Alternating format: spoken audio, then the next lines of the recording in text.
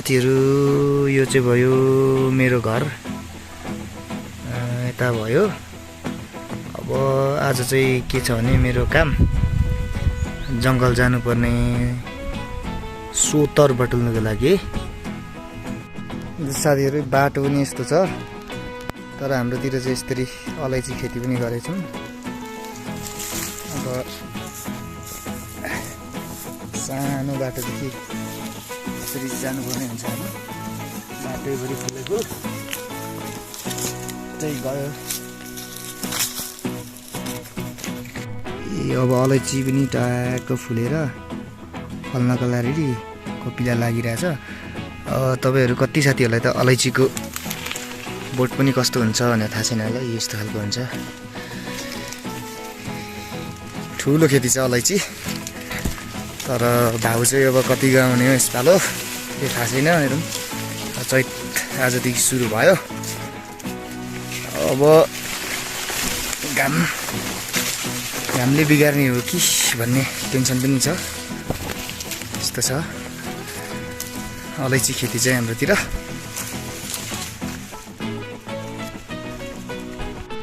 बाटैभरि सानो सानो फुलहरू पनि फुलेको छ यसरी।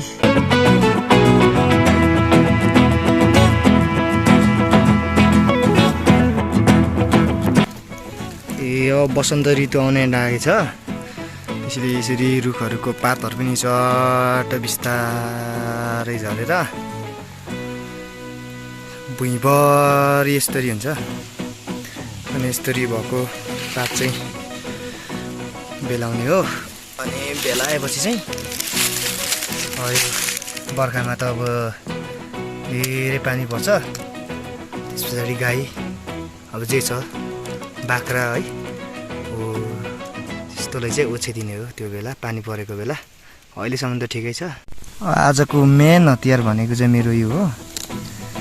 चाहिँ लिँदाखेरि यो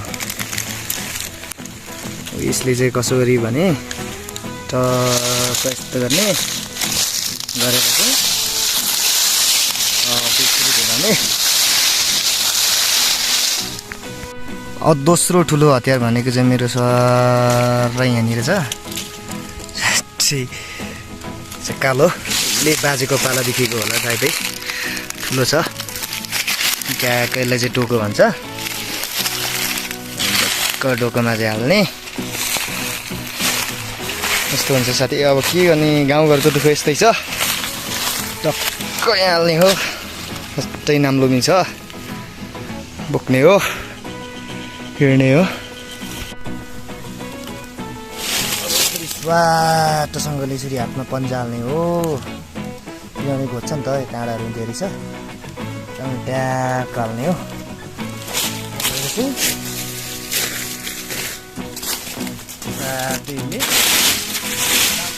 गर्ने हो।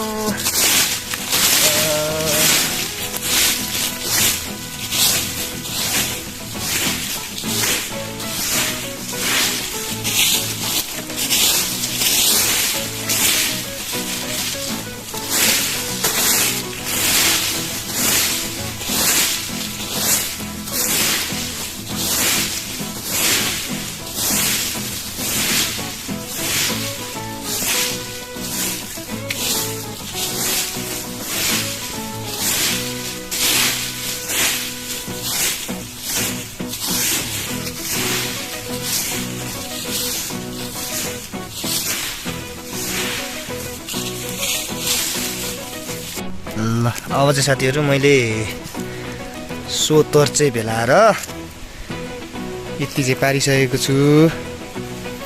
अझै भेलाउनु छ, भारी पुगेको छैन भन्यो।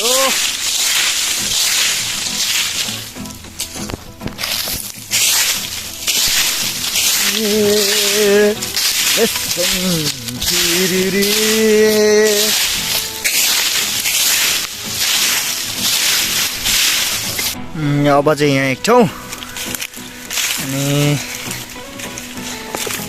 कहाँ जाँदाखेरि यहाँ एक ठाउँ र ऊ त्यहाँ एक ठाउँ गरी अब चाहिँ मेरो भारी पुग्छ होला। त्यो भारी हालेर हेरौँ।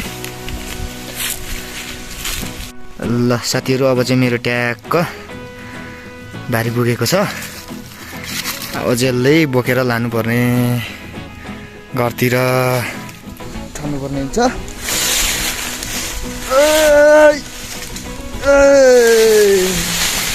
अब यी आफ्नो हतियार चाहिँ यसरी बोक्ने छ।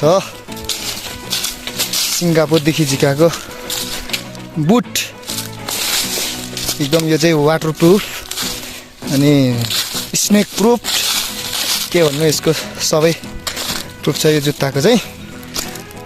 जस मजाक छ।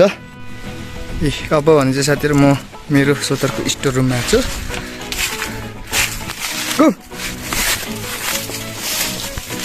अब यसलाई चाहिँ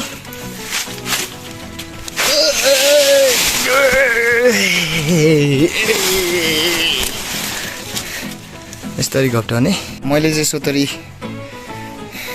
यिनीहरूकै लागि ल्याएको छ। मेरोमा दुईवटा, एउटा यता छ। ल सानै छ, आमा बन्नेवाला छ यो। अब छिट्टै नै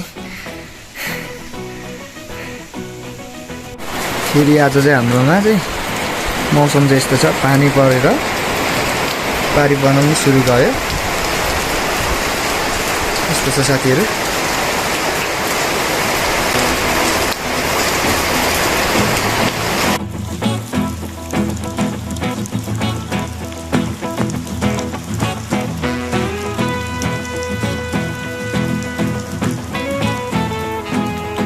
आज पानी परेर कुखुराहरूको पनि बिजोक खनेर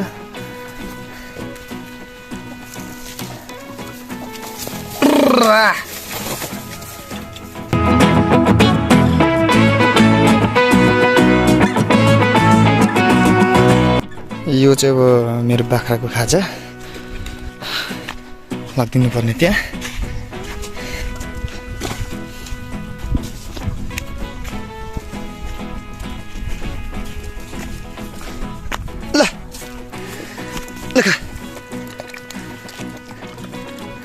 यसको आमाले चाहिँ खान्छ, तर यसको बच्चाले चाहिँ खाँदैन।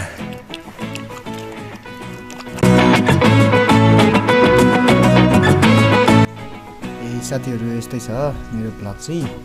तपाईँहरूलाई मेरो गाउँले जीवनको ब्लग चाहिँ मनपर्छ भने एक लाइक, एक कमेन्ट अनि सब्सक्राइब गरिदिनु होला।